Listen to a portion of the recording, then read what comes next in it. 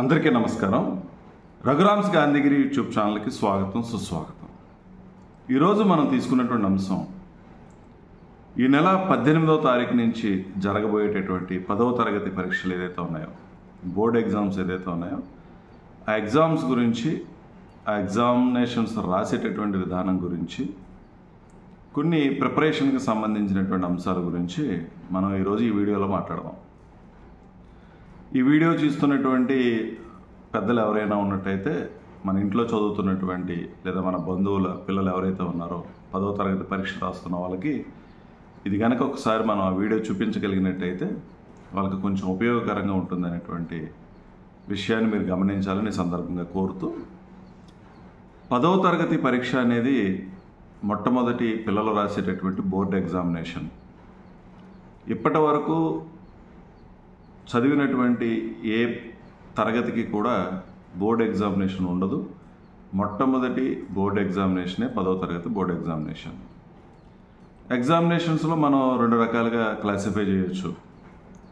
ఒకటి competitive examinations, రెండు క్వాలిఫికేషన్కి సంబంధించినటువంటి ఎగ్జామినేషన్.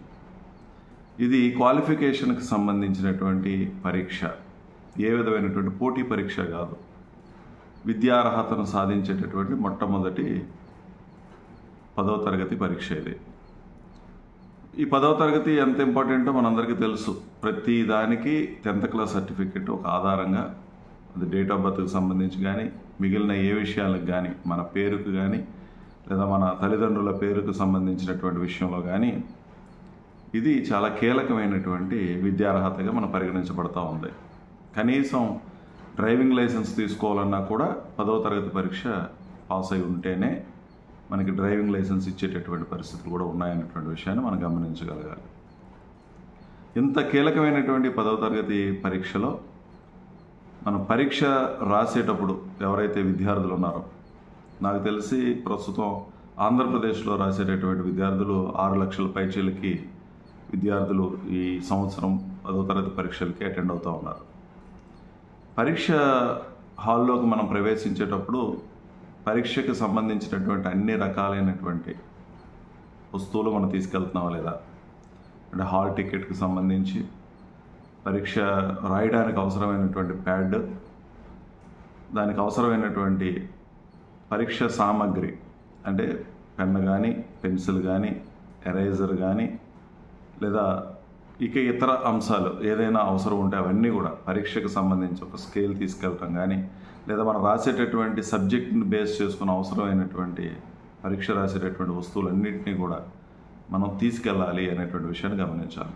సో హాల్ టికెట్ చాలా ప్రధానమైనటువంటి అంశం. పరీక్షా కేంద్రంలో తీసుకెళ్ళేటటువంటి పెన్నులు కూడా అదనంగా ఉండేటువంటి విధంగా, ఎక్కడైనా ఇబ్బంది వచ్చినా ఇబ్బంది పడకుండా మనం రాసేటటువంటి రంగుని ఎక్కడ మారిపోకుండా ఉండడం కోసం అదనమైనటువంటి పెన్నులు కూడా మనం తీసుకెళ్లాల్సిన అవసరం ఉంది.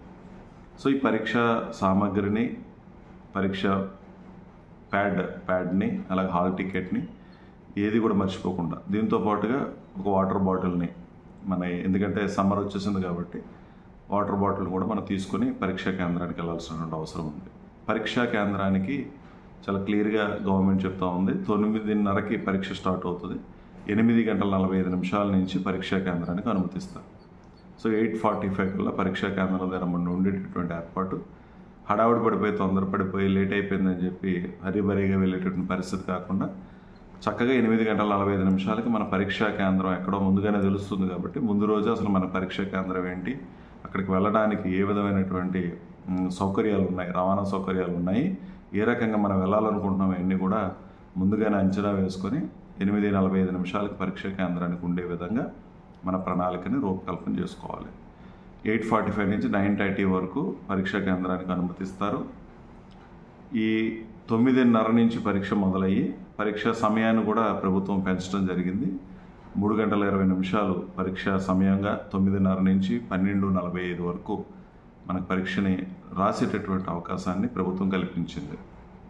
ఈ విషయాలను మనం గమనించి మనం పరీక్షా కేంద్రానికి వెళ్ళేటువంటి ప్రయత్నం చేయాలి.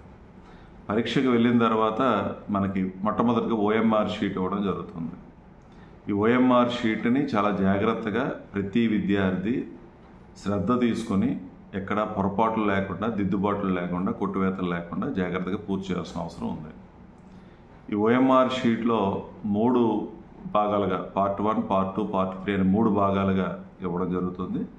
పార్ట్ 1 OMR షీట్లో మరి మీకు సంబంధించినటువంటి వివరాలు, మీ పేరు కానీ, మీ హాల్ టికెట్ నెంబర్ కానీ, మీరు రాసేటటువంటి ఎగ్జామ్ యొక్క సబ్జెక్ట్ కానీ, ఆ రోజు డేట్ కానీ, ఇవన్నీ దానికి సంబంధించినటువంటి వివరాలు ఉంటాయి. ఆ వివరాలని చాలా జాగ్రత్తగా, ఎక్కడ కూడా కంగారు పడకుండా ఆ వివరాలను పూర్తి చేయాలి. మీకు చక్కటి ఇన్స్ట్రక్షన్స్ కూడా ఇస్తారు అక్కడ. ఈ OMR షీట్ని ఎలా పూర్తి చేయాలో అక్కడ ఎవరైతే ఇన్విజిలేటర్స్ వస్తారో ఇన్విజిలేటర్లు చాలా చక్కగా మీకు వివరించడం జరుగుతుంది. శ్రద్ధగా విని ఎక్కడ పొరపాట్లు లేకుండా పార్ట్ 1లో ఉన్నటువంటి OMR షీట్కి సంబంధించిన దాన్ని మీరు ఫిల్ చేయాల్సిన అవసరం ఉంటుంది. అందులోనే మీకు ఇచ్చేటటువంటి ఆన్సర్ బుక్లెట్కి సంబంధించిన ఒక నెంబర్ ఉంటుంది, ఒక సీరియల్ నెంబరు. ఆ OMR షీట్లో ఆ సీరియల్ నెంబర్ను కూడా మీరు నోట్ చేయాల్సినటువంటి అవసరం ఉంటుంది. సిగ్నేచర్ ఉంటుంది. సిగ్నేచర్ కూడా మీరు హాల్ టికెట్లో ఏ రకంగా అయితే సిగ్నేచర్ చేశారో అలాగే అక్కడ కూడా సిగ్నేచర్ చేసేటటువంటి ప్రయత్నం చేయాలి. ఎందుకంటే సిగ్నేచర్ మిస్ మ్యాచ్ అయితే పరీక్ష ఎవరు రాస్తున్నారనేటువంటి చిన్న అనుమానం కూడా వస్తుంది. కాబట్టి సిగ్నేచర్ను కూడా జాగ్రత్తగా హాల్ టికెట్లో ఎలా అయితే సిగ్నేచర్ పెట్టామో అలాగే ఇక్కడ కూడా సిగ్నేచర్ పెట్టేటటువంటి ప్రయత్నం చేయాలి. ఇలా పార్ట్ 1కి సంబంధించినటువంటి అందులో ఉన్నటువంటి ప్రతి అంశాన్ని ఇన్విజిలేటర్ చెప్పిన విధంగా పూర్తి చేసి పార్ట్ 2కి వచ్చేసరికి అందులో అన్నీ రాయాల్సిన అవసరం లేదు. 2 ఒకటి ఎగ్జామినేషన్కి సంబంధించి మీకు ఇచ్చిన ఆన్సర్ బుక్లెట్ నెంబర్ ఉంటుంది. ఆ బుక్లెట్ నెంబరు పరీక్ష రాసేసిన తర్వాత మీరు ఎడిషనల్ షీట్స్ ఏదైతే రాసుంటే దాని యొక్క సంఖ్య, ఈ 2 పార్ట్ 2లో రాయాల్సిన అవసరం ఉంటుంది. ఇక మిగతాది ఏది పార్ట్ 2లో మనం ఏమి ఫిల్ చేయక్కర్లేదు. పార్ట్ 3ని అసలు ముట్టుకోవాల్సిన అవసరం లేదు. OMR షీట్ని చాలా జాగ్రత్తగా మనం ఫిల్ చేయాల్సినటువంటి మొట్టమొదటి పని. సో ఇది OMR షీట్ అయిన తర్వాత ఈసారి ఎగ్జామినేషన్ రాసేటటువంటి ప్రక్రియ. ఈ ఎగ్జామినేషన్ రాసేటప్పుడు మరి చాలా జాగ్రత్తగా 3 గంటల 20 నిమిషాలు అంటే చాలా ఎక్కువ సమయమే ప్రభుత్వం ఇచ్చినట్టు కాబట్టి కంగారు పడిపోకుండా, హడావిడి పడిపోకుండా నిదానంగా ఇచ్చినటువంటి ప్రశ్నాపత్రాన్ని జాగ్రత్తగా చదువుకొని, ఆ క్వశ్చన్ పేపర్ని జాగ్రత్తగా చదువుకొని, ఆ క్వశ్చన్ పేపర్లో ఏది మనకు వచ్చు, ఏది మనకి రాదు, ఏది రాయాలని అనుకుంటున్నాం. అంటే ఇక్కడ చాలా ప్రధానమైన అంశం ఏంటంటే మన ఆన్సర్స్ రాసేటప్పుడు ఏది రాయాలో నిర్ణయించుకోగలగాలి, ఏది రాయక్కర్లేదో కూడా నిర్ణయించుకోగలగాలి. ఇది చాలా మొట్టమొదటి మనం చేసేటటువంటి పని. ఒక్కసారి మనం ప్రశ్నపత్రాన్ని అలా చదువుకుంటూ వెళ్ళి జస్ట్ ఒక పెన్సిల్ తీసుకొని మీరు రాయాలనుకుంటున్న దాని పక్కన చిన్న మీకు కనిపించే విధంగా చిన్న టిక్ పెట్టుకోండి. టిక్ కానీ లేదా చిన్న డాట్ కానీ పెట్టుకోండి.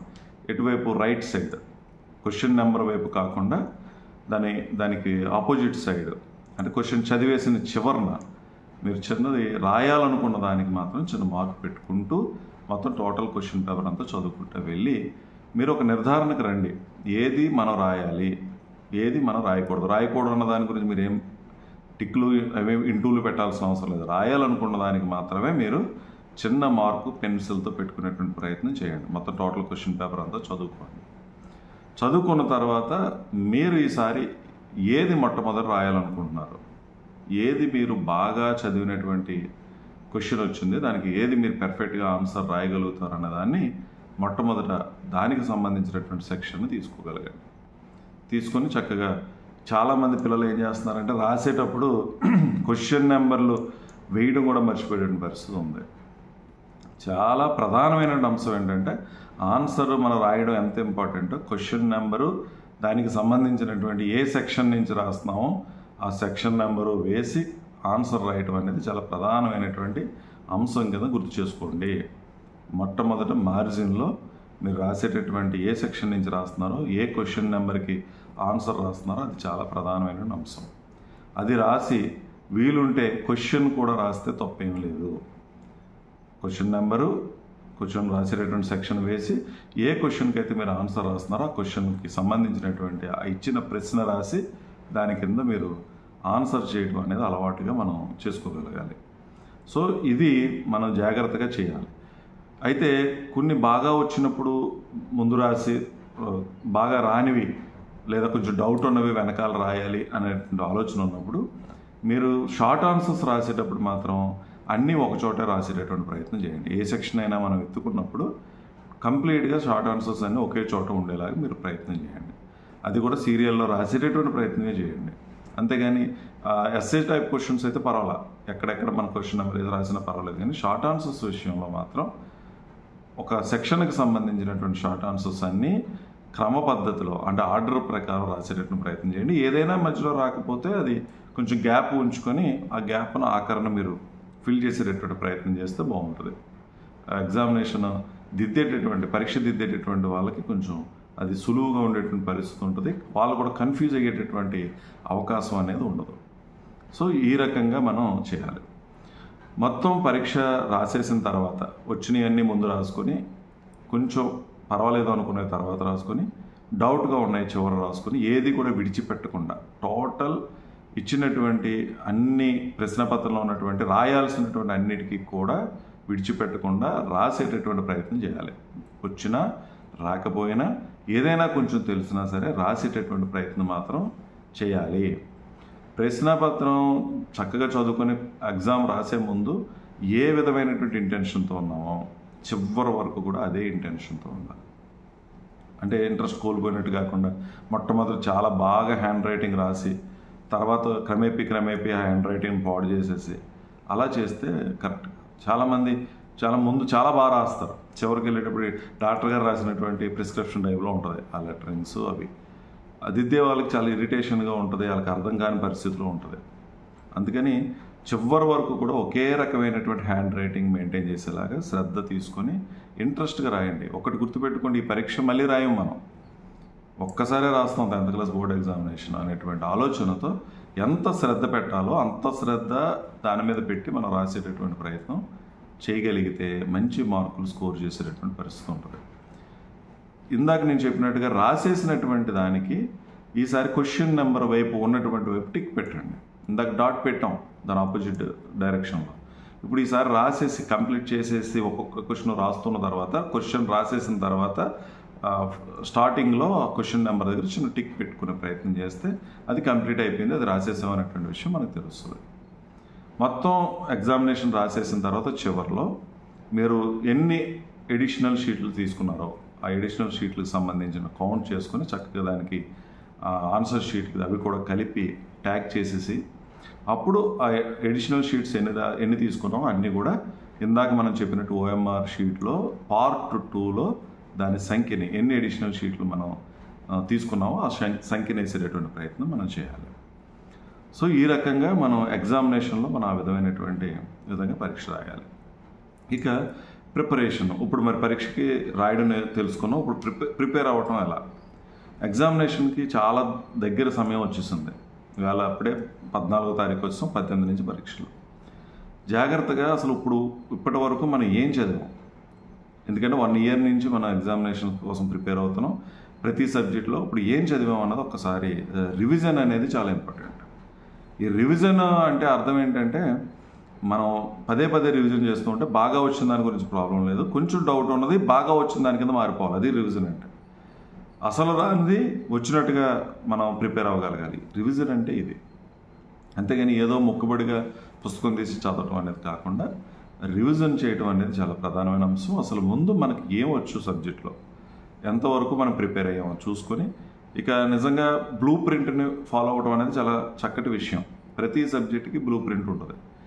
ఏ యూనిట్ నుంచి ఎన్ని మార్కులు వస్తాయో అన్నది చాలా క్లియర్గా, షార్ట్ ఆన్సర్స్ ఏమొస్తాయి, ఎస్సేస్ ఏమొస్తాయి, లేదా బిట్స్ ఏమొస్తాయి, అన్నీ కూడా మనకి బ్లూ ప్రింట్లో ఉంటాయి. ఆ బ్లూ ప్రింట్ని ప్రాతిపదికగా తీసుకొని ఏ యూనిట్స్ నుంచి ఎక్కువ మార్కులు వస్తున్నాయి ఎగ్జామినేషన్స్లో అన్నది ముందు ఆ యూనిట్లను కాన్సన్ట్రేట్ చేసి తరోగా ఏది ఇచ్చినా సరే ఆ యూనిట్ నుంచి నేను ఆన్సర్ చేయగలను అనే విధంగా మనం ప్రిపేర్ అవ్వటం, రివిజన్ చేసుకోవటం అనేది మనం అలవాటు చేసుకోవాల్సిన అవసరం. సో ఆ విధంగా మనం ఏ సబ్జెక్ట్ అయినా ఆ విధంగా చూడాలి. అలాగే సైన్స్కి సంబంధించినటువంటి డయాగ్రామ్స్ వేసే విషయంలో ప్రాక్టీస్ అనేది చాలా ఇంపార్టెంట్. డయాగ్రామ్ కదా వేసేస్తాను కదా నాకు వచ్చింది కదా అని కాకుండా చక్కగా ఆ డయాగ్రామ్ని ప్రాక్టీస్ చేయాలి. వేసేటటువంటి సైజును కూడా జాగ్రత్త చూసుకోవాలి. వేసేటటువంటి డయాగ్రామ్ మరీ పెద్దదిగా మరీ చిన్నదిగా కాకుండా ఏ విధంగా వేయాలో ఆ విధంగా వేసేటటువంటి ప్రయత్నం మనం నేర్చుకోగలగాలి. అలాగే సోషల్ స్టడీస్కి సంబంధించిన మ్యాప్ పాయింటింగ్స్ కానీ అవి కూడా త్వరగా మనం ప్రిపేర్ అవ్వాలి. అలాగే మ్యాథ్స్కి సంబంధించినటువంటి ఫార్ములాస్ విషయంలో, లేదా ఫిజిక్స్ కెమిస్ట్రీలకు సంబంధించినటువంటి అక్కడ రాయాల్సినటువంటి ఏదైతే టెర్మినాలజీ ఉందో దాన్ని చక్కగా మనం ప్రజెంట్ చేసేటటువంటి విధంగా మనం ఉండాలి. ఎగ్జామినేషన్స్ రాసేటప్పుడు ప్రధానంగా వాళ్ళు ఏం చూస్తారంటే, నువ్వు రాసేటటువంటి ఎగ్జామినేషన్లో వాల్యూ ఉంది, వీడు కష్టపడ్డాడని తెలిసేటటువంటి విధంగా ఎలా తెలుస్తుందని అంటే, టెక్స్ట్ బుక్కి సంబంధించినటువంటి లాంగ్వేజ్ని మనం అక్కడ ప్రయోగించగలిగితే. అందుకని చాలామంది చెప్తారు టెక్స్ట్ బుక్ని ప్రిపేర్ అవ్వడానికి. ఎందుకు చెప్తారంటే, టెక్స్ట్ బుక్లో చాలా చక్కటి పదజాలాన్ని ఉపయోగిస్తారు, లాంగ్వేజ్ని ఉపయోగిస్తారు సబ్జెక్ట్ సంబంధించి. టెక్స్ట్ బుక్కి సంబంధించినటువంటి లాంగ్వేజ్ని కనుక మీరు పేపర్లో రాసేటటువంటి ప్రయత్నం చేస్తే ఖచ్చితంగా మంచి మార్కులు పడేటువంటి పరిస్థితి ఉంటుంది. అందుకని టెక్స్ట్ బుక్లో మీరు చదవటానికి ప్రయత్నం చేయండి ఎప్పుడైనా సరే.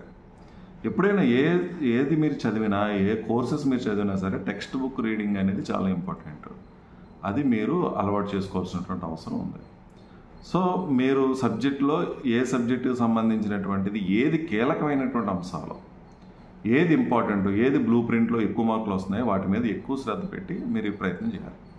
ఈ రివిజన్ చేసేటటువంటి ప్రక్రియలో కూడా మనం ఏం చేయాలంటే, చదివేయడమే కాకుండా దాన్ని రాసేటటువంటి ప్రయత్నం కూడా చేయడం చాలా ప్రధానమైన అంశం. ఎందుకంటే మనం అక్కడ అప్పగించాం కదా, మనం అక్కడ రాయాల్సినటువంటి అవసరం ఉంది. అందుకని చదివిన దాన్ని టైం వేస్ట్ అవుతుందని కాకుండా కూర్చొని రాసుకొని, పిల్లలందరూ ఉన్నారు కాబట్టి ఎక్స్చేంజ్ చేసుకోండి. నువ్వు రాసింది తను రాసింది నువ్వు ఎక్స్చేంజ్ చేసుకొని ఒకసారి కరెక్షన్స్ కనుక చేసుకున్నట్టయితే మనకి తెలుస్తుంది. ఎవరి తప్పులు వాళ్ళకి అంత సులువుగా తెలియవు. ఎదుటి వాళ్ళు ఆ తప్పులను ఐడెంటిఫై చేయగలుగుతారు, మనం చేసినటువంటి పొరపాట్లని ఐడెంటిఫై చేయగలుగుతారు. కాబట్టి చదివింది రాసి దాన్ని కరెక్షన్ చేయించుకునేటువంటి ప్రయత్నం చేయండి. అది మేడమ్స్తో కానీ సార్స్తో కానీ, లేకపోతే మీతో పాటు చదువుతున్నటువంటి పిల్లలు ఒకరికొకరు ఎక్స్చేంజ్ చేసుకుని ఇది కనుక చేస్తే ఖచ్చితంగా మీరు పర్ఫెక్ట్గా ఉండేటువంటి పరిస్థితి ఉంటుంది. ఇదివరకులాగా ఒక్కొక్క దానికి 2 సబ్జెక్ట్స్ లేవు, సింగిల్ సబ్జెక్ట్స్ చేశారు. అందుకని మనం ఎక్కువ టెన్షన్ పడాల్సిన అవసరం లేదు. అంటే సింగిల్ సబ్జెక్ట్ చేసేస్తే కష్టం కాదండి అని అనొచ్చు. సింగిల్ సబ్జెక్ట్ చేసేయటం వల్ల కష్టమే కాదు, కారణం ఏంటంటే చాయిస్ కూడా పెంచారు, మీకు సమయాన్ని పెంచారు, చాయిస్ పెంచారు. అందుకని ఇబ్బంది ఏమీ లేదు. ఒకటి, ఈ ఎగ్జామినేషన్కి మొట్టమొదట మనం వదిలేయాల్సిన ఫియర్ వదిలేయాలి, భయం అనేది పక్కన పెట్టాలి, సెల్ఫ్ కాన్ఫిడెన్స్ని డెవలప్ చేసుకోవాలి. సార్ భయం పక్కన పెట్టేయడం, సెల్ఫ్ కాన్ఫిడెన్స్ డెవలప్ చేసుకోవడం ఎలా సార్ అని అంటే, నువ్వు చదివినటువంటి ఏదైతే సబ్జెక్ట్స్ ఉన్నాయో నేను ధైర్యంగా ఎగ్జామ్ రాయగలను అనేటువంటి నమ్మకం నీకు రావాలి అంటే మోడల్ పేపర్స్ తీయి. నీ దగ్గర ఉన్నటువంటి మోడల్ పేపర్స్ తీసి ఒక్కసారి ఆ మోడల్ పేపర్ పైనుంచి కిందకి చదువుకొని నువ్వు టిక్లు పెట్టుకుంటా, ఎందా చెప్పినట్టుగా డాట్స్ పెట్టుకుంటా వెళ్తే రైట్, ఓకే, సెక్షన్ 1 సెక్షన్ ఏలో ఏం రాయాలో అవన్నీ కూడా నాకు వచ్చు, ఇవి నేను రాయగలుగుతాను, బీలో ఇవి రాయగలుగుతాను అనేటువంటి సెల్ఫ్ కాన్ఫిడెన్స్ అనేది మనకి డెవలప్ అవుతుంది. సో ఆటోమేటిక్గా మనకి చాలా ఎగ్జామ్ ఫియర్ పోతుంది. రైట్, నేను చక్కగా రాయగలను. ఇందా నేను చెప్పినట్టుగా ఇది క్వాలిఫికేషన్ సంబంధించిన ఎగ్జామినేషన్, కాంపిటేటివ్ ఎగ్జామినేషన్ కాదు. కాంపిటేటివ్ ఎగ్జామినేషన్స్లో తిప్పిస్తారు, ఏదో వస్తుందో తెలియదు, ట్విస్ట్ చేయడానికి ఇస్తారు. కానీ ఇక్కడ ఈ ఎగ్జామినేషన్స్లో ఆ ప్రాబ్లం లేదు. నువ్వు ఎగ్జామినేషన్కి ఏది ప్రిపేర్ అయ్యావో నీ టెక్స్ట్ బుక్లో ఏది ఉందో అదే ఇస్తారు, నువ్వు ఏం చదివావో అదే వస్తుంది. అందుకని ఆ టెన్షన్ నువ్వు పడాల్సినటువంటి అవసరం లేదు. అవుట్ ఆఫ్ సిలబస్ వచ్చేటటువంటి సమస్య లేదు, నిన్ను ఇబ్బంది పెట్టి ట్విస్ట్ చేసేసేటటువంటి పరిస్థితి అస్సలు ఉండదు. అందుకని కాన్ఫిడెంట్గా నువ్వు చదివింది నేను ప్రజెంట్ చేయగలను అనేటువంటి నమ్మకంతో ఒకసారి నువ్వే మోడల్ పేపర్స్ ఒకసారి చెక్ చేసుకుంటూ వెళ్తే రైట్, ఏ సెక్షన్లో ఎన్ని రాయాలో అన్నీ నేను రాయగలను, అన్నీ పర్ఫెక్ట్గానే ఉంది, ఇబ్బంది ఏమీ లేదు. చాయిస్లో పోతాయి. నిజంగా ఏదైనా చదవలేనిది డౌట్గా ఉన్నది ఏమైనా ఉంటే చాయిస్లో పోతుంది అనేటువంటి కాన్ఫిడెన్స్ అనేది నీకు డెవలప్ అయ్యేటటువంటి పరిస్థితి ఉంటుంది. సో ఎగ్జామినేషన్కి ఇలా ప్రిపేర్ అవ్వండి. తర్వాత చదువుకునేటువంటి సమయాన్ని కూడా ఏది మనకి చక్కగా ఇష్టమైనటువంటి సమయం, ఆ ఇష్టమైనటువంటి సమయాన్ని ప్రశాంతంగా ఉండేటటువంటి వాతావరణంలో, ఏ విధమైనటువంటి డిస్టర్బెన్స్ లేనటువంటి వాతావరణంలో కూర్చొని చదువుకునేటువంటి ప్రయత్నం చేయండి. ఎగ్జామ్స్ మళ్ళీ రాయమనేటువంటి వాస్తవాన్ని గ్రహించి ఉన్నటువంటి సమయాన్ని, ఈ 20 డేసో ఈ 15 డేసో పూర్తిగా దీని మీదే నా శ్రద్ధ ఉండాలి, దేని వైపు కూడా నా శ్రద్ధ మరలకూడదు అనేటువంటి బలంగా మనం అనుకొని ఈ ఎగ్జామినేషన్స్ ఇప్పుడే రాస్తాను మళ్ళీ రాసేటటువంటి పరిస్థితి లేదు. ఏది రాసినా చక్కగా రాయాలి, మంచి మార్కులు మంచి పాయింట్స్ నేను గెయిన్ చేయాలి అనేటువంటి తాపత్రయంతో మనం ఉండగలిగితే ఖచ్చితంగా ఎగ్జామినేషన్స్ చక్కగా ఫేస్ చేయగలుగుతాం. ఇది మనం దృష్టిలో పెట్టుకోవాలి. ఇక ఒక ఎగ్జామినేషన్ అయిపోయిన తర్వాత మళ్ళీ రెండో ఎగ్జామినేషన్కి మనం ప్రిపేర్ అవ్వాలి. ఫస్ట్ ఎగ్జామినేషన్ హాల్ నుంచి వచ్చిన వెంటనే ఇక మొదటి ఎగ్జామ్ గురించి మనం మర్చిపోవాలి. అది బాగా రాసినా బాగా రాయకపోయినా ఇక మొదటి ఎగ్జామినేషన్ గురించి మన ఆలోచనే ఉండకూడదు. ఎందుకంటే మళ్ళీ రెండో ఎగ్జామినేషన్ మనం ప్రిపేర్ అవ్వాల్సిన అవసరం ఉంది. కాబట్టి మొదటి ఎగ్జామినేషన్లో ఉన్నటువంటి లోటుపాట్లు కానీ, సరిగా రాయడం కానీ, రాయకపోవడం కానీ మనం పట్టించుకోకూడదు. బాగా రాస్తే ఒక ప్రమాదం, రైట్ పర్లేదు నేను రాసేయగలను అనేటువంటి కాన్ఫిడెన్స్తో రెండోదాన్ని చదవం. బాగా రాయకపోతే డిప్రెషన్కి వెళ్ళిపోయి ఈ బాబోయ్ ఈ ఎగ్జామ్ పాస్ అవుతానా ఫెయిల్ అవుతానా అనేటువంటి భయంతో, లేదా అనుకున్న మార్కులు రాలేదు అనుకునేవన్నీ నేను అక్కడ రాయలేకపోయాను అనేటువంటి భయంతో మళ్ళీ రెండో ఎగ్జామినేషన్ పాడేయడం పరిస్థితి ఉంటుంది. వన్స్ ఒక ఎగ్జామినేషన్ కంప్లీట్ అయ్యి బయటకు వచ్చిన తర్వాత దాని గురించి మర్చిపోవటం, రెండో ఎగ్జామినేషన్ ఏదైతే ఉందో దాని మీద పూర్తి శ్రద్ధ పెట్టి చక్కగా కూర్చొని చదువుకునేటువంటి ప్రయత్నం మనం చేయాలి. ఇక కొంతమంది ఏం చేస్తారంటే కొన్ని టఫ్ సబ్జెక్ట్స్ అయిపోయినాయి అనుకుంటారు. మ్యాథ్స్ అయిపోయింది, ఫిజిక్స్ అయిపోయింది, రా బాబు ఇంక పర్లేదు రిలాక్స్ అయిపోయి మిగతా వాటిని పాడు చేసేటటువంటి పరిస్థితి ఉంటుంది. నేను చాలా సందర్భాల్లో చూశాను. లాస్ట్ సోషల్ స్టడీస్ ఎగ్జామినేషన్ సంబంధించి అసలు సరిగా ప్రిపేర్ అవ్వకుండా అప్పుడే ఎగ్జామినేషన్స్ అయిపోయినాయి అనేటువంటి మూడ్లోకి వెళ్ళిపోయి ఎంజాయ్ చేస్తూ, లేదా ఏం చేయాలి ఆఖరణ పార్టీ ఎలా సెలబ్రేట్ చేసేసుకోవాలి, ఎగ్జామ్ అయిన తర్వాత ఏ సినిమాకి వెళ్ళిపోవాలి అనేటువంటి ఆలోచనతో సోషల్ స్టడీస్ ఎగ్జామినేషన్ సరిగ్గా ప్రిపేర్ అవ్వకుండా వెళ్ళే వాళ్ళు చాలామంది ఉన్నారు. అందుకని మనం మొట్టమొదటి ఎగ్జామినేషన్ స్టార్టింగ్లో ఏ ఇంటెన్షన్తో ఉన్నామో, ఎంత కసిగా ఉన్నామో, ఇంట్రెస్ట్గా ఉన్నామో, లాస్ట్ ఎగ్జామినేషన్ పేపర్ రాసి బయటకు వచ్చేటంత వరకు అదే ఇంట్రెస్ట్తో అదే ఇంటెన్షన్తో ఉండేటువంటి ప్రయత్నం చేయాలి తప్పించి ఎగ్జామ్స్ మధ్యలోనే టఫ్ సబ్జెక్ట్స్ అయిపోయినాయి అని చెప్పేసి రిలాక్స్ అయిపోయి పాడు చేసుకునేటువంటి పరిస్థితులు మాత్రం స్టూడెంట్స్ ఉండకూడదు. ఇది మీరు బాగా అర్థం చేసుకోవాల్సినటువంటి విషయం. ఇక నిద్ర విషయంలో అసలు మనకు ఒక రొటీన్ టైం టేబుల్లో మనం ఏం చేస్తూ ఉన్నాం, 10 గంటలు పడుకుంటున్నామా లేదా 11 గంటలు పడుకుంటున్నామా అనేటువంటిది ఒక టైం ఉంటుంది. ఆ టైంలోనే పడుకోండి. ఇప్పుడు కూడా మీరు ఉదయం మాత్రం కొంచెం త్వరగా లేచేటటువంటి ప్రయత్నం చేయండి. త్వరగా అని అంటే ఎట్టి పరిస్థితుల్లోనూ 4 గంటల కన్నా ముందు లేచేటటువంటి ప్రయత్నం చేయకండి. 4 గంటల కన్నా ముందు లేస్తే మాత్రం కొంచెం డిస్టర్బ్డ్గా ఉంటాం మన రోజంతా కూడా. మీరు 10 గంటలకు పడుకున్నా, 11 గంటలకు పడుకున్నా, 11:30, 12 గంటలకు పడుకున్నా సరే 4కి లేచేటటువంటి విధంగానే మనం అలారం పెట్టుకొని అలారానికి లేచేటటువంటి ప్రయత్నం చేయండి. 4 నుంచి చదివితే చాలా హ్యాపీగా రిలాక్స్డ్గా ఉంటుంది. రోజంతా కూడా ఏ విధమైన డిస్టర్బెన్స్ లేకుండా ఉండేటువంటి ప్రయత్నం ఉంటుంది. కాబట్టి మీరు ఆ పడుకునే సమయాన్ని మాత్రం మీరు డిస్టర్బ్ చేయకండి. నిజంగా చాలామంది ఎక్కువ సమయం చదవాలనుకున్నప్పుడు ముందు నుంచే ప్రాక్టీస్ చేయాలి. ఒక 1 మంత్ ముందు నుంచే మనం లేట్గా పడుకోవడం, త్వరగా లేవడం కనుక ప్రాక్టీస్ చేస్తే ఎగ్జామినేషన్ టైంలో ఏ విధమైనటువంటి డిస్టర్బెన్స్ ఉండదు. ఇంకా కొంతమంది ఎగ్జామినేషన్కి ప్రిపేర్ అవ్వడం మానేసి పూజలు పునస్కారాలు, దేవుడు గుళ్ళకి వెళ్ళాలి, చర్చిలకు వెళ్ళాలి, మసీదులకు వెళ్ళాలి, ప్రార్థనలు చేయించుకోవడం ఇవన్నీ చేస్తూ ఉంటారు. ఇవన్నీ తప్పులేదు, తప్పకుండా చేయాలి. కానీ దానికి కూడా విపరీతమైనటువంటి సమయాన్ని కేటాయించడం కాకుండా ఎగ్జామినేషన్ బాగా రాయాలి అని అంటే నువ్వు బాగా చదవాలి, బాగా ప్రిపేర్ అవ్వాలి. అందుకే దీని మీద కాన్సన్ట్రేట్ చేయండి తప్పించి లేని భక్తిని తెచ్చేసుకోవటం, దేవుడు ఏదో నాకు హెల్ప్ చేస్తాడు ఎగ్జామినేషన్లో అనేటువంటి విధంగా కాకుండా దేవుడికి చక్కటి అవకాశం ఇచ్చాడు చదువుకోమని, కావాల్సినంత సమయాన్ని ఇచ్చాడు, కావాల్సిన ఫెసిలిటీస్ ఇచ్చాడు, మంచి తల్లిదండ్రులను ఇచ్చాడు, మంచి స్కూల్ ఇచ్చాడు, ఇవన్నీ దేవుడు ఇచ్చాడు. దాన్ని సద్వినియోగపరుచుకొని చక్కగా చదువుకొని ఎగ్జామ్ రాయాలనేటువంటి ఇంటెన్షన్తోనే స్టూడెంట్స్ ఉండాలి. అంతేగాని ఉత్తినే వస్తాయి, ఉత్తినే చదివినయే పడాలి, చదవనే రాకూడదు, లేదా ఎవడో పక్కోడు హెల్ప్ చేయాలి, ఎదురుడు హెల్ప్ చేయాలి, ఇలాంటి ఆలోచనలు మనకి ఎట్టి పరిస్థితుల్లో ఉండకూడదు. చక్కగా చదువుకునే ప్రయత్నం చేయండి, కష్టపడండి, దాన్ని ఇష్టంగా ఎగ్జామినేషన్లో ప్రజెంట్ చేసేటటువంటి ప్రయత్నం చేయండి. ఇక ఎగ్జామినేషన్ హాల్లో కొన్ని చేయకూడనివి ఉంటాయి. పక్కవాడికి హెల్ప్ చేయాలనే ప్రయత్నం చేయడం, పక్కవాడి దగ్గర చూడాలనే ప్రయత్నం చేయడం, వెనకవాడి దగ్గర ఏదన్నా వాడికి హెల్ప్ చేయాలనే ప్రయత్నం, ఇలా స్లిప్పులు పెడదాం, లేదా మైక్రో జెరాక్స్లు తీద్దాం, ఇటువంటివన్నీ దయచేసి చేయకండి. ఇది మీ యొక్క జీవితానికి సంబంధించినటువంటి విషయం. ఉజ్వలమైనటువంటి భవిష్యత్తు పాడవుతుంది. ఎందుకంటే సిట్టింగ్ స్క్వాడ్స్ ఉంటాయి, ఫ్లయింగ్ స్క్వాడ్స్ ఉంటాయి. ఈ సిట్టింగ్ స్క్వాడ్స్, ఫ్లయింగ్ స్క్వాడ్స్ వచ్చి మిమ్మల్ని కనుక పట్టుకున్నారంటే డిబార్ చేసేటటువంటి పరిస్థితి ఉంటుంది. చదువుకునేటువంటి చదువుని మధ్యలోనే ఆపేయాల్సినటువంటి పరిస్థితి ఉంటుంది. అట్ ది సేమ్ టైం మన క్యారెక్టర్ పాడయ్యేటటువంటి పరిస్థితి ఉంటుంది, తల్లిదండ్రుల యొక్క విలువ పోయేటటువంటి పరిస్థితి ఉంటుంది. అందుకని కష్టపడి చదువుకొని బాగా రాసేటటువంటి ప్రయత్నం చేయాలి. కానీ ఆడి హెల్ప్ చేస్తాడు, ఈడి హెల్ప్ చేస్తాడు, మనం ఆడికి ఆ ఫ్రెండ్కి హెల్ప్ చేద్దాం, ఈ ఫ్రెండ్కి హెల్ప్ చేద్దాం అని కనుక మీరు చేస్తే ఇబ్బందులు పడేటువంటి పరిస్థితి ఉంటుంది. నేను మళ్ళీ చెప్తా ఉన్నాను, ఇప్పుడు పుస్తకం తీసినా సరే ఖచ్చితంగా పాస్ అవుతారు, అందులో ఏ డౌట్ లేదు. ఎందుకంటే పాస్ అవ్వాలనేటువంటి కసి, ఆ ఇంటెన్షను మనకు ఉండాలి. ఉండి శ్రద్ధగా కనుక పుస్తకం తీసి చదవగలిగితే ఇప్పటికీ కూడా పాస్ అయ్యేటటువంటి పరిస్థితి ఉంటుంది. అందుకని చక్కగా చదివి రాయాలనేటువంటి ఇంటెన్షన్ని మనం డెవలప్ చేసుకుని అలాగే చేయాలి తప్పించి మాస్ కాపీయింగ్ కానీ ఎవరికైనా హెల్ప్ చేయడం కానీ ఎవరి నుంచైనా హెల్ప్ పొందుదామని కానీ ఇటువంటి ప్రయత్నాలు దయచేసి చేయొద్దు.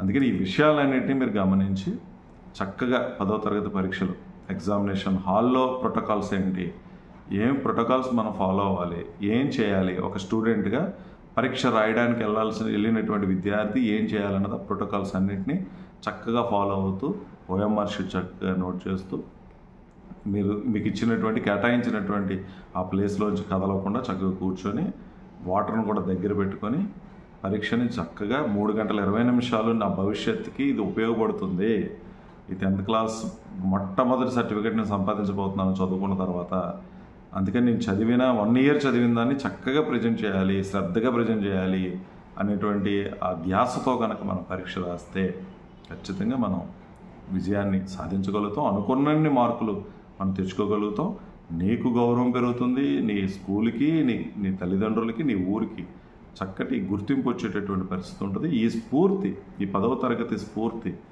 నువ్వు భవిష్యత్తులో చదవబోయేటటువంటి చదువుకి చక్కగా ఉపయోగపడుతుంది అనేటువంటి విషయాల్ని మీరు అందరూ కూడా గమనించి ఏదైనా డౌట్స్ ఉంటే ఇంకా సమయం ఉంది కాబట్టి మీ టీచర్స్ని అడగండి, చదవండి, చదివితే డౌట్స్ వస్తే టీచర్స్ తన క్లారిఫికేషన్ ఇస్తారు.